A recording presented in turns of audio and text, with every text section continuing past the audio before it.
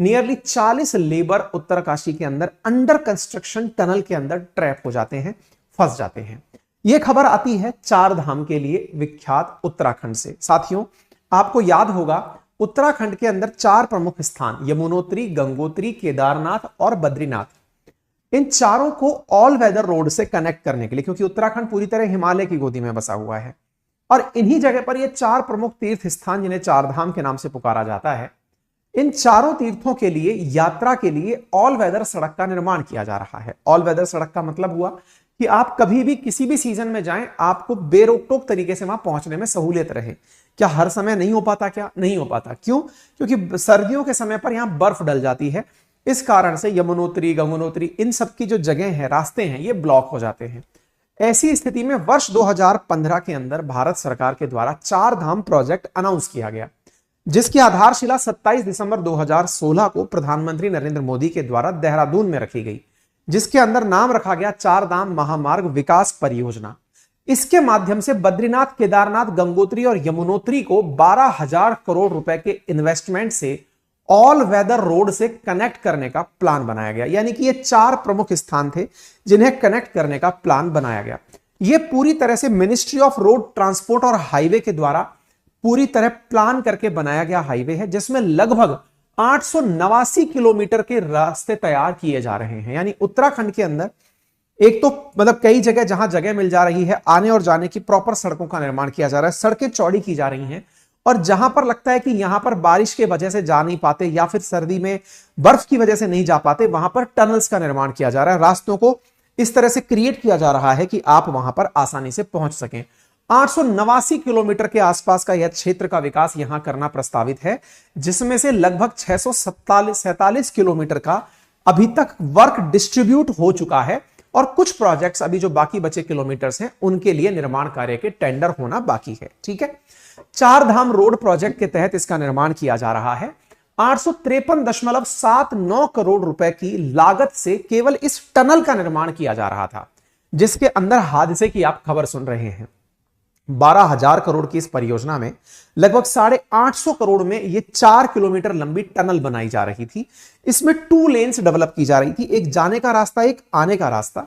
और ऐसी स्थिति में इसके बन जाने से यमुनोत्री धाम तक पहुंचने में 26 किलोमीटर तक की कमी हो जाना प्रस्तावित था। यानी कि इसके रास्ते से अगर आप इस टनल के माध्यम से गए तो 26 किलोमीटर का सफर आपका कम हो जाएगा। और सर्दियों के समय जो हाईवे बंद हुआ करता था राडी टाप क्षेत्र में, अब वो भी बंद नहीं होगा। इसके 3 तहसील मुख्यालय बड़कोट, पुरोल और मोरी, इसको उत्तरकाशी से हमेशा के लिए संपर्क इसके बनने के बाद मिल जाएगा। ठीक है साहब। रविवार को इस निर्माणाधीन टनल के अंदर, जिसकी लागत 850 करोड़ बताई गई है, इसके धंसने की खबर आती है। शुरुआत में जानकारी आती है कि 36 मजदूर यहां पर फंस गए हैं, जिनको निकालने के लिए रेस्क्यू ऑपरेशन शुरू होने की बात हुई। हादसा सुबह 4 बजे हुआ। यह टनल ब्रह्म कमल और यमुनोत्री नेशनल हाईवे पर सिलक्यारा और डंडल गांव के बीच बनाई जा रही है। 4 किलोमीटर, 4.5 किलोमीटर लंबी ये जो सड़क है, ये टनल जो है, इसकी चौड़ाई 14 मीटर है।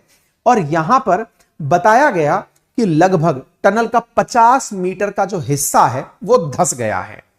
टनल के मुंह से लगभग 200 मीटर ही अंदर यह हादसा हुआ। यहां पर स्टार्टिंग पॉइंट से मात्र 200 मीटर की दूरी पर ही, जो कि इस प्रकार से आपको दिख रहा है, टनल के अंदर का हिस्सा 50 मीटर तक के क्षेत्र में धंसाव में आ गया। इसके अंदर जो काम कर रहे मजदूर थे, जिनकी संख्या शुरुआत में 36 बताई गई थी, बाद में पता चला कि 40 मजदूर इस टनल के भीतर फंसे रह गए हैं। अब जरा इस मैप के माध्यम से आप समझ लीजिए। टनल सिलक्यारा से शुरू होकर के डंडल गांव के रास्ते के मध्य जाती है। 4.5 किलोमीटर की टनल है। 200 मीटर अंदर एंट्री करते ही 50 मीटर की ऊंचाई से लगभग वहां से जो पहाड़ का जो क्षेत्र था, मट्टी थी, मलबा था, वो गिर पड़ा है। ठीक है, आप इस प्रकार से इसे समझ सकते हैं। यह रास्ता वास्तविकता में ये यूं होकर के जाया करता था, 26 किलोमीटर लंबा पड़ता था। अब इसे डायरेक्ट इस तरह से जोड़ने का प्रस्ताव चल रहा है। यहां पर निर्माण कार्य लंबे समय से चल रहा है, 2018 से लेकर के 2022 तक। इसको 22 में कंप्लीट भी हो जाना था इस हाईवे, इस टनल को, लेकिन 22 में कंप्लीट नहीं हो पाया, तो अब ये 24 के मार्च तक कंप्लीट होगा, ऐसा प्रस्तावित है। आप यहां पर देख सकते हैं किस प्रकार से बड़ी बड़ी मशीनरियां और काम करते हुए लोग आपको विजिबल हैं। ये एक ऊंचा पहाड़ है, और इस ऊंचे पहाड़ पर आप देख सकते हैं किस प्रकार से घने पेड़ और सब लगे हुए हैं, उसके मध्य से होकर के ये टनल बनाई जा रही है। इसका नाम सिलक्यारा मोड़ से लेके बारकोट टनल प्रोजेक्ट नाम दिया गया है। ये इंजीनियरिंग प्रोक्योरमेंट कंस्ट्रक्शन यानी कि एक कंपनी के द्वारा निर्माण करके सरकार को सौंपा जाएगा, इस आधार पर इसका निर्माण कार्य शुरू हुआ था। ठीक है, अच्छा अब थोड़ा सा इसके बारे में, निर्माण की कुछ तस्वीरें हमने आपको दिखा दी। अब बाद में अपडेट निकल कर आता है कि 36 नहीं, यहां पर 40 लोग फंसे हुए हैं और 40 लोग अभी तक इसके अंदर ट्रैप हैं। 40 वर्कर्स को निकालने की खबर देर रात्रि बाहर आती है, जब यह खबर सुनने में आती है कि यहां पर जो वर्कर्स फंसे हुए हैं वो सेफ हैं। अब ये कैसे पता चलता है कि वो सेफ हैं? असल में यहां पर कई प्रकार की सुरक्षा agencies, NDRF, SDRF, ITBP, BRO, national highway, ये सभी प्रकार की एजेंसीज रेस्क्यू के लिए यहां पर पहुंच गई। उत्तराखंड के सीएम पुष्कर सिंह धामी भी यहां पर पहुंच करके सबकी जानकारी लिए। कुल मिलाकर बात यह पता चली कि जहां पर यह टनल धसी है उससे दूसरी तरफ मजदूर थे, यानी मजदूरों के ऊपर यह मिट्टी नहीं दबी थी, उनके रास्ते में यह मिट्टी गिरी थी। तो ऐसी स्थिति में वो दूसरी तरफ बचे रह गए और उनसे कनेक्शन स्थापित करने के फिर प्रयास हुए। और इस मिट्टी को निकालने के लिए कि भाई अब बीच में मिट्टी है, एक टनल है, बीच में मिट्टी है, इस तरफ मजदूर हैं और इस तरफ एग्जिट है, तो इस मिट्टी से दूसरी तरफ कैसे जाया जाए?